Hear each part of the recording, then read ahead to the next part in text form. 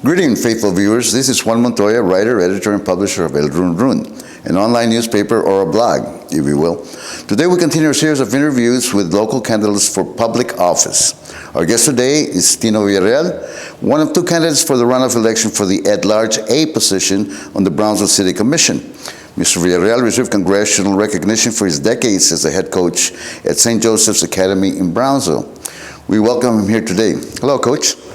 Hi, Juan. Thank you for having me. I really appreciate the opportunity for the voters in the city of Brownsville and for you to get to know me a little bit more as we approach the runoff. I'm glad to have you.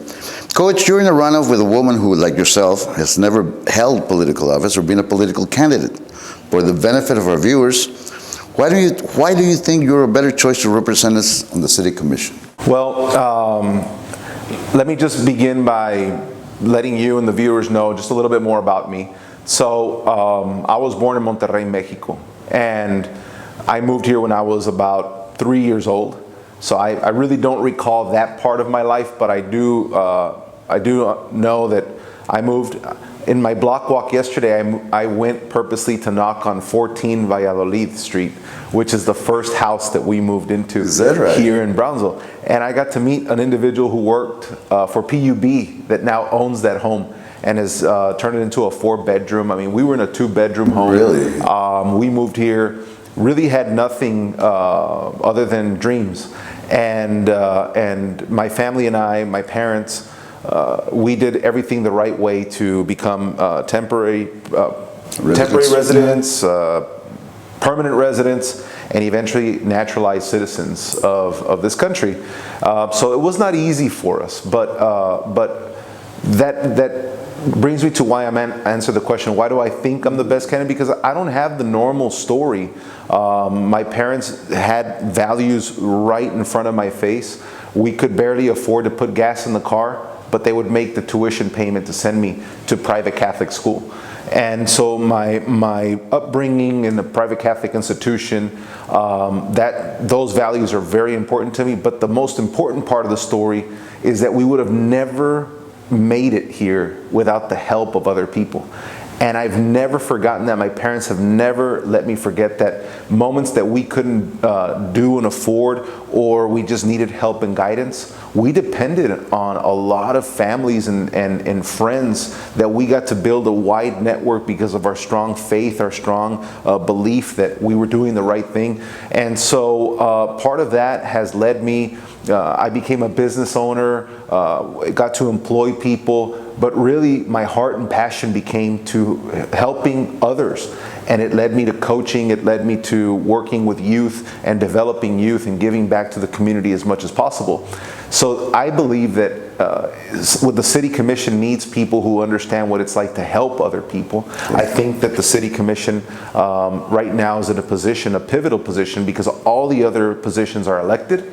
And we're down to one spot, and I think what differentiates me more than my opponent is the ability to build team, the ability to not bring the rhetoric that builds fear and alarms people and scares people. I think that that's not been an approach of mine to create that kind of fear, but to create hope and to create opportunity and to look at the beauty in our community and the citizens and help with the assets that we have, and not necessarily, we're going to have challenges, Juan. Sure. We have them, but they're two different approaches. The doomsday approach or the opportunistic approach. And I believe that right now, where the city is in the commission, to fill it with great commissioners and a great mayor that we have, we need people who are going to bring that kind of teamwork and opportunity to the table, and not necessarily always create a fear tactic to the citizens and try to lead them with information to get them scared of the future. The confrontational and all of the above that it Okay. You know, speaking of confrontational, some of your opponent's supporters are blaming you for the Tenasca debacle over at PUB.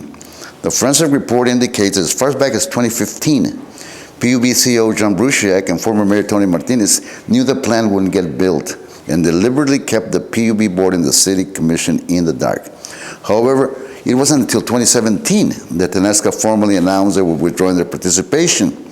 They didn't inform the public of the termination of the project until 2020. You were appointed to the board on September 2016 and left in February 2018. What went wrong, and what can be done to fix this? That is, I knew that was going to somehow, that's everywhere I go, Yeah. and it's going to pop up. So I proudly wore my PUB pin today, and I wore it because there's 600 employees there, and several dozen board members that have been smeared through the Tenasca fiasco. Yeah, everybody. And everyone, and you know what, it's a shame, because those 600 employees are ashamed to even wear their badge to go eat lunch around the city, like if they had anything to do with it. And yes, I have been labeled by my opponent and her supporters as somebody who either A, had something to do with it, meaning that I pocketed some sort of money of ratepayers, or B, am protecting those that did. But the reality of that forensic audit report is that we were only privy to information Very limited. that was extremely limited. And so in 2017, I was part of the board that ended the Tenasca situation. I ended up leaving the board because my parents got very sick and ill. And the question is, well, why didn't I say anything about it? And the answer is, say anything about what? The information that we had was information in a need-to-know basis, but when we did find out, we voted it down. Now, I will commend the commissioners and our newly elected mayor for ordering the forensic audit report when he was the chair of the oversight committee, audit and oversight committee of the city of Brownsville, to following through with it, and more importantly, to start the return of those money to the ratepayers. Now, all that's needed is in the forensic audit report that is in the hands of the proper authorities. And so there's also people calling for heads and all of the above, and I do believe that the right report is there. It's in the proper authorities' hands. And you and I both know that when FBI or bigger entities get a hold of something like this, they're going to look into it. I do believe that something is going to come of it. If there's something that is not right in that report, there's only so much the forensic audit can do, but the FBI could do a lot more. And if they're going to investigate that, it took our forensic audit 10 to 12 months to do.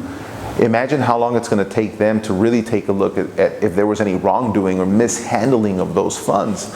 But the reality of it is, how can we fix it was part of your question. And I think the first part is that we're addressing it.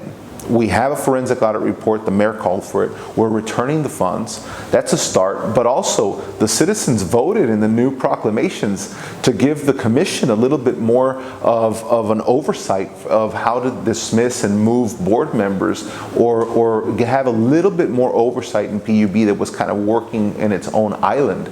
So right now, the time is right for us to restore trust. And one of my biggest things that I'm running on my platform, is to do, we currently have the hotline where you can call and report things, but I think that we should do an app, and I think that we should make it easy for people to become whistleblowers and to report any wrongdoing that they see in any level of the city, and to have that as some sort of transparency where we can, as a commission and the mayor, through that oversight and audit committee and the ethics committee, can start really looking at wrongdoings, and even city employees that are afraid to report it. But they can report it through an app, and they can report it through something where we can provide better service to our citizens. So you give public access to the apps to anyone to be able to report. Okay. In the past, some of our candidates for the city commission have told us of the future they envision for our city. As an educator, a parent, a businessman, and someone who cares for Brownsville, what kind of future do you see for our cities and our residents? Well, that is specifically why I'm running. So over the past 25 years, I've had the opportunity and privilege to work with 20,000 families, and I work with youth. And my biggest challenge is to make Brownsville their destination. They're going to go, I encourage kids to get the best education possible. I want them to go and study at the best universities. And unfortunately, they don't see Brownsville as the opportunistic place for them to come and eventually give those talents and skills back to this community. So we have a major issue. Now, we do have things that are on the horizon. SpaceX that is here, the LNG plant that is going to be built. There's so much opportunity in Brownsville, but from two perspectives. We're not working from those that will leave Brownsville to want to come back and invest as entrepreneurs, their talents and skills, and see Brownsville as a booming city with opportunity. Two, those that do not have the opportunity to leave, we're not training them and getting them job ready for the jobs of the future of Brownsville. So the jobs that are coming.